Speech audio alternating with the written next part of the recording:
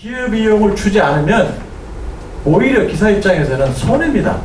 지역 차등요금제도 같이 제시하면 어떨까 싶습니다. 를 수행하는 택시 기사한테는 굉장히 안 좋고, 자리매김은 그 사골들이 다 지금 점령을 하고 있고, 서비스 요금이라는 것을 적용하기에 현재 그런 토양이 조성되어 있는가.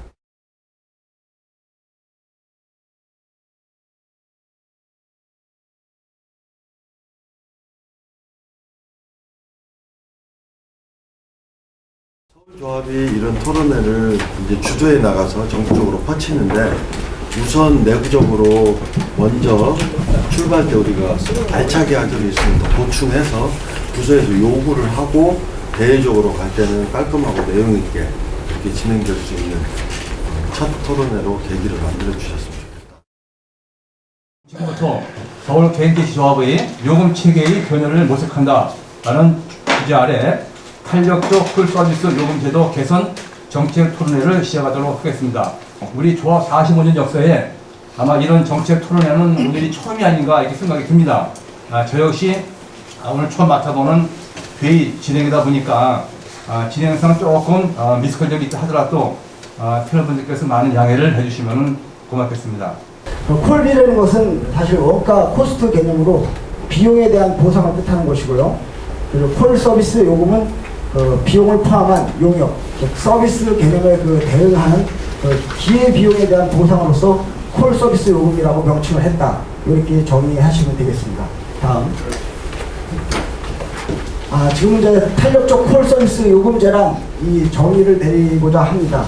첫 번째, 콜 고객이 콜이나 앱을 이용하고, 두 번째, 택시 요금의 일정 범위 내에서, 상한과 하한 범위 내에서, 세 번째, 추가 요금 지불에 대한 의사를 표시하고, 그리고 네 번째, 기사가 이를 받아들임으로써, 콜 응대를 함으로써 택시를 공급받아 이용하게 되는 요금제다. 이렇게 정의를 할 수 있겠습니다. 고객 입장에서 살펴보면요, 택시가 다른 영업에 우선하여 자신을 태우러 오도록 요청하거나 특별히 우대받고자 하는 암묵적인 메시지다. 이렇게 볼 수 있고요. 택시 사업자 입장에서는 당해 콜 손님을 모시기 위하여 대기 또는 이동하거나 다른 손님을 모시지 못함에 따라서 발생하는 기대 수익 포기, 즉 기회 비용에 대한 보상이다. 이렇게 정의할 수 있겠습니다. 택시 시장은 과잉 공급이 되어 있습니다. 그렇지만은 단거리, 취약지역, 출퇴근 시간, 심야 시간 등에서 택시 공급 부족으로 승천함이 발생하고 있습니다. 이런 지역에 있는 택시 고객들은 택시를 원활히 공급받기 위해서는 어떤 추가 보상을 택시한테 주어줘야 되는데요. 이 추가 보상을 할 수 있게끔 하는 제도가 바로 콜 서비스 요금제가 되겠습니다. 그리고 일반적으로 콜 기능이 고객과 택시를 연결하는 수동적인 역할을 하는 반면에, 이 콜 서비스 요금제는 고객과 택시를 연결하는 적극적인 역할을 수행하기 때문에 택시 수급 불균형 해소를 위해 서비스 요금제 도입이 반드시 필요하다. 이렇게 정의하겠습니다. 사실 지난달 2월 12일 서울시에서는 서울형 택시 발전 모델을 발표하면서 심야 의무 운행 시간제를 도입을 천명했습니다. 우리는 이에 성명서를 발표하고 즉각 반박하면서 여러 대안을 제시했는데요. 이 여러 대안은 모든 대안들이 보통 심야 시간대 차량 총 공급을 자연스럽게 늘리는 일반적인 대안인데, 지금 논의하고 있는 탄력적 콜 서비스 요금제는 콜 수요가 있는 모든 곳에 수급 불균형을 골고루 해소할 수 있는 우수한 대안이고, 또한 다른 대안과 병행하여 도입 시 우수한 심야 승차난 해소 효과를 얻을 수 있다는 특징이 있겠습니다. 콜 서비스 요금제 유사 사례를 살펴보겠습니다. 콜 서비스 요금제 유사 사례는 여러 경우에서 추가 요금 제도로서 살펴볼 수 있는데요. 특히 대리운전은 대리운전 요청자가 대중교통 등으로 접근이 어려운 취약지역에 있거나 대리운전자 부족 시 우선 배정받을 수 있도록 추가 요금을 자발적으로 제시하는 경우가 있는데, 이런 경우가 유사 사례라고 볼 수 있고요. 우버에서도 우버 차량이 부족한 경우, 그 피크타임 요금 수락 여부를 그 사전에 고객한테 타진해서 고객이 동의하면은 그런 배차하는 경우가 있는데, 바로 피크타임 요금이 이 콜 서비스 요금과 유사하다고 보겠습니다. 콜 서비스 요금제 왜 필요한가에 대해서 지금부터 약 30분여에 걸쳐서 토론을 하신 것으로 하겠습니다. 토론의 장을 마련했다는 데에서는 정말 그 조합원 입장에서 적극 환영하고요. 그 탄력적 요금제를 해가지고 콜비라는 개념은 그 지금 그 사제콜에서 그 콜비라는 개념이 지금 사라진 것도 많이 있습니다. 물론 서울시에서는 뭐 1,000원, 2,000원 야간 이렇게 구분해서 하고 있지만 일단 사콜에서는 기본적으로 10,000원 이상이면 지금 현재 받고 있질 않아요. 그래서 이 콜비라는 개념보다도 이름이 콜 서비스로 명명된 것은 아주 잘한 그 명칭이다, 좀 이렇게 보여집니다. 현장에서 콜을 많이 승객들은 콜을 많이 부르는데, 이 가까운 거리 손님이 어차피 많은 데서는 콜이 많이 나오고 손님이 없는 데서는 콜이 안 나오고, 그래서 지금 현재 콜은 의미가 없어요. 그리고 모든 콜에 대해서 정보 이용료 700원씩 받고 있습니다. 그러니까 운전자는 콜을 받아서 10,000원 이하든 10,000원 이상이든 정보 이용료 700원을 줘야 됩니다. 콜 업체에다가. 그러다 보니까 동료 우리 일하는 현장에서는 콜이 전혀 도움이 안 되고 있는 겁니다. 덕삼동 안에 그 한신포차 그 뒤쪽으로 주택가요. 그러면 그 골목을 찾아 들어가서 손님 있는 위치까지 찾아 들어가는 그 비용이 만만치 않은데, 그러니까 이동거리가 다 기본요금 이내입니다. 그런데 시간은 굉장히 많이 쓰는 지역이에요. 근데 승객들이 서운하다 싶을 정도로 딱 정해진 요금만 줍니다. 3,000원만.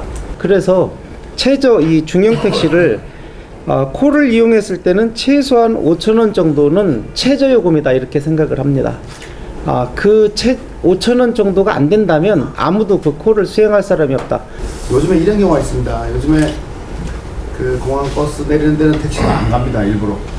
왜냐면 사람 타는 이동 거리는 5분도 안 되는데, 그 손님의 짐을 싣기 위해서 특히 중국 분들은 그 짐이 마대자루더라고요, 보통. 강남 같은 데는 아시다시피 야간에 이게 업소에 출근하는 여자분들 뭐 이렇게 좀 표현이 좀 그렇지만 현실적으로 그렇게 있습니다. 근데 자가용들은 거기만 전문적으로 뛰는 분들은 이제 아무리 가까운 거리라도 1만 원, 기본 1만 원입니다. 1만 원 정도로 하니까 그 사람들은 타는데 편리하고, 그걸 만약에 택시가 그렇게 해서 10,000원 받고 갔다면 아마 누리꾼들이나 또 방송이나 이런 데서 아마 난리가 나서 요금이 잘못되었다. 현재 콜은 콜을 이용하는 사람한테 무조건 좋지만 그 콜을 수행하는 택시 기사한테는 굉장히 안 좋고, 앱을 통한 그 탄력적 콜 서비스 제도, 이건 굉장히 그 유지가 좋다고 봅니다. 그러면 지금 현재 그 각 지역에 그 사콜들이 있습니다. 사콜들은 보통 2만 원, 3만 원짜리, 뭐 일산에서 강남, 또 뭐 강남에서 안양, 지금 기존 그 자리를 다 자리매김 그 콜들이 하고 있어요. 근데 앱을 통한, 제가 생각할 때는 그 콜 서비스가 제대로 두려면은 중간 단계로 뭐 기본, 아까 그 이선주 패널님께서 얘기했잖아요. 그 기본 요금 거리 그런 데는 돈 10,000원 정도는 받아야 돼요. 장거리는 지금 자리매김은 그 사콜들이 다 지금 점령을 하고 있고, 중간 단계로 이 앱이 성공을 하려면은 그 자리를 파고 들어가면 좋은 성과가 있을 거라 사례들이다. 그 앱하고 기존의 방식의 그 지역콜 소위 그 특징을 한번 살펴볼 필요가 있습니다. 이용 고객이랄까 특징이 그 앱으로 실행하는 요즘에 그 형성된 그런 콜들의 그 주요 그 고객층은 아까 뭐 이선주 대표님 말씀하셨듯이 우선은 젊은 친구들이에요. 스마트폰을 다룰 수 있으니까. 나이 드신 분들은 사실 이제 뭐 보고 많이 됐지만 앱을 깔거나 해서 콜을 부르는 경우가 많지 않을 것 같아요. 그래서 전부 20, 30대의 그 젊은 층들이 지금 현재 앱콜을 이용하고 있다. 그 앱콜의 특성은 이미 지역 콜들이 그 장거리 고객을 다 확보하고 있기 때문에 단거리 고객일 수밖에 없습니다. 그래서 기회비용을 주지 않으면 오히려 기사 입장에서는 손해입니다. 예를 들어서 어쨌든 저쨌든 이게 이제 콜하고 내비하고 연동은 돼 있긴 하지만 이게 주소로 찍어주고 이 주소로 나오기 때문에 이게 어느 골목으로 갈지 두려워요. 그래서 받지 않습니다. 그래서 정말 이 콜 서비스 탄력 요금제는 하지 않고서는 예배에 대한 콜은 성공의 여부가 거기에 달려있다. 예, 우리 이건영 변호사님. 기존에 있는 콜센터들에 대한 그 콜비 쪽으로 방향을 알고 얘기하신 분도 있고 그런 것 같은데, 기존에 뭐 1,000원, 2,000원 받는 콜비 그 토론회가 아니고 지금 우버 택시를 대체할 수 있는 그런 콜 서비스를 우리 택시가 어떤 방향으로 어떻게 할 것인가, 여기에 그 포커스가 맞춰야 될 것 같아요. 그런데 지금까지 택시가 지금 현재로서는 버스를 대신해주는, 또 전철역에 가면은 마을 버스를 대신해주는, 그야말로 택시가 설 자리가 없는 그렇게 낙후된 현실로 지금 전락을 해버렸습니다. 그래서 과연 우리가 앱이나 이런 것을 통해서 서비스 요금이라는 것을 적용하기에 현재 그런 토양이 조성되어 있는가, 이 부분을 진단을 해보셔야 됩니다. 조합 간부들이. 그리고 실질적으로 운전하시는 분들은 이런 깊은 곳까지 생각하기가 상당히 그 한계가 있습니다. 그래서 과연 그 7월부터 또 시행하라는 그 고급 택시, 그 부분을 가지고 우리가 요금 조정을 어떻게 하고, 또 과연 그 시민들과 택시 우리 조합원들이 서로 같이 뜻을 할 수 있는 그런 요금제를 만들어야 되는데, 탄력적 이 콜 서비스 요금은 꼭 도입돼야 되는데, 이것을 제시하면서 병행으로 지역 그 차등 요금제도 같이 제시하면 어떨까 싶습니다. 지금 주차 요금이 급지에 따라서 틀리잖아요. 1급지는 시간당 6,000원, 3급지는 3,000원 틀립니다. 그래서 우리도 시간에 따른 강남 지역 밤 11시 반에서 새벽 2시 반까지는 강남 지역 일대를 지역 요금으로 다르게, 그러니까 매달에 프로그램을 넣어서 GPS 좌표가 다 들어있기 때문에 무조건 그 시간대에는 그 요금이 적용되더라고요. 그래서 현재 요금이 홍대, 총각, 강남, 영등포 지역에서는 매달을 찍으면 자연적으로 주차요금처럼 급지가 다른 요금이 적용되도록 하는 안을 서울시에 같이 제출하면 어떨까 하는 생각이 들고요. 유튜브에 승객인 것처럼 해서 강남역에서 택시 빨리 타는 방법, 이것을 영상으로 한 1, 2분짜리로 작성을 해서 좀 자연스럽게 홍보할 필요도 있다. 직접 앱 프로그램을 만들려는 시도를 하고 있다라고 얘기를 하셨어요. 앱 만드는데 2억이면 될 거 아니냐, 그 2억 때문에 계속 끌려다녀야만 되겠냐라는 얘기를 하셨어요. 그래서 그 점은 전적으로 조합이 가야 될 방향이다라고 생각하고 있습니다. 그래서 현재 우리 주변의 상황들을 제가 잠깐 말씀을 드리면, SK 플래닛, 그리고 다음 카카오, 스마트카드사 세 군데가 앱을 거의 만들어서 배포를 하고 있거나 하려고 하고 있습니다. 거기다가 기존에 문제는 많고, 하지만 우버가 하고 있고요. 그래서 우버가 지금은 한국을 떠나라라는 게 저희의 공식 입장입니다. 근데 우버가 불법적으로 하는 거 다 그만두고 그 다음에 뭐 반년이라도 떠나기 전에 저희가 했던 긍정적 역할을 택시 쪽에서 더 살리기를 원합니다 라고 하면, 그쪽도 그런 점에서는 떠나기 전에 봉사를 하고 가야 되는 문제라고 생각을 해요. 어제 저녁에 KBS 1TV에서 명견말리라는 그 프로그램을 10시부터 하더라고요. 네. 그래서 나는 무슨 명견이라고 해서 아주 개를 놓고 뭐 프로그램 만들어냈더니 밝을 명자에 돌견자를 써가지고 이제 중국 베이징에 관련된 그 중국의 그러니까 알리바바라는 그 이제 IT 업체가 성공한 그 케이스를 이제 얘기를 하는데, 거기서 이 택시콜 앱을 개발을 해가지고 실질적으로 그 리포트하고 그 중국의 그 또 리포트하고 같이 택시를 불러 타는 모습이 나오더라고.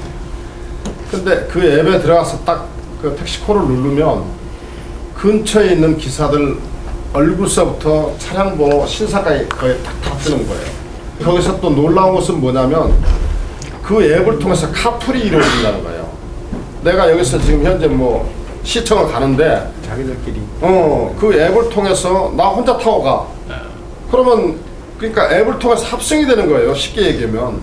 고객들의 이 서비스 만족도를 높여야 됩니다. 지금 만석 택시들 10,000원씩 받고 뭐 기본 요금거리 잘 처리한 나라시가 수십 년간 성공하고 자리 잡을 수 있었던 이유는 그 신뢰성이에요.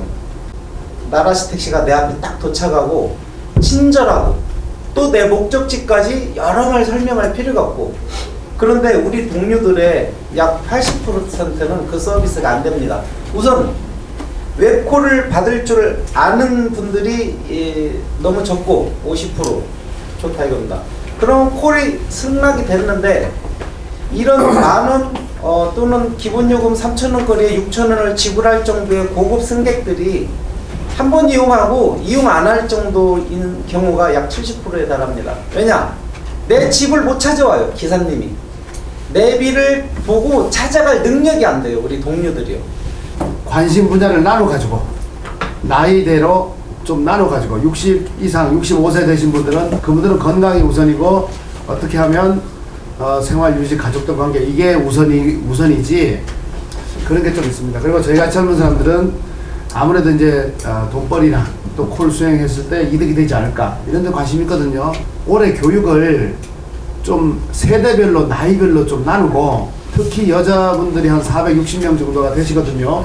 그분들한테 맞추면 교육을 해야지 20대 뭐 보통 한 30대 표현할게요. 30대 40대가 교육과 70대가 교육을 받고 어떤 현상이 벌어지냐면 나이 드시면 이런 말씀입니다. 내가 인생 살아보려고 뭐 하더라 뭐 아무것도 없더라 하면 뭐 하냐 그냥 이렇더라. 그러니까 희망적인 얘기 하나도 없어요. 저희는 사실 교육받으면서 조금 더 이 택시 정책이나 이런 데 관심을 가지려고 하는데 전체 교육의 강의사도 어디에다 초점을 맞출지 모르거든요. 그러니까 이번 교육부터는 제가 볼 때는 콜에 분명히 관심 가진 분들 젊은 분들이 많으세요. 그리고 어떻게 하면 할까? 그러니까 세대별로 나이별로 좀 나눠가지고 전문성 교육을 시키면 교육할 때 효율성이 있을 겁니다. 콜을 조합원의 수입을 증대시키는, 매출을 증대시키는 중요한 수단이기 때문에 콜을 살려야 된다는 얘기가 많고요. 그리고 이제 조합에서 콜에 이제 진입을 하는 그 비슷한 시기에 있는 것 같아요. 아까 말씀도 그렇고. 근데 그 기존 콜사들에서 더 열심히 하고 더 잘하는 모범을 보이기 위해서 교육을 스스로 하게끔 혹은 적어도 대체를 하게끔 해달라는 의견이 있었어요. 저는 타당하다고 생각되고요. 우리 조합에서 콜을 하더라도 그 콜을 하시는 분들이 고교육과 보수교육, 일반 교육이 결합돼서 하는 게 더 효과적이다 라고 생각해서 나이를 구분하자라는 이상화 조합원님 패널께서 말씀하신 건 제가 그런 구조로 가려고 택시 제도의 개선이 돼야 된다. 특히 요금제에 관해서 돼야 된다. 그 중에 서비스 요금제 또 더 축소시켜서 최소한 5,000원 이내에 콜 서비스 수수료 등으로 이제 좀 좁혀졌는데 그런 정도가 사회적으로 토론회가 되고 시민단체나 관련단체나 서울시나 해서 그게 좀 공감대를 마련해가는 과정으로 원래 토론회를 설계했어요. 그래서 오늘 토론회가 우리의 비전을 확대시킨 토론회였다고 저는 느꼈습니다.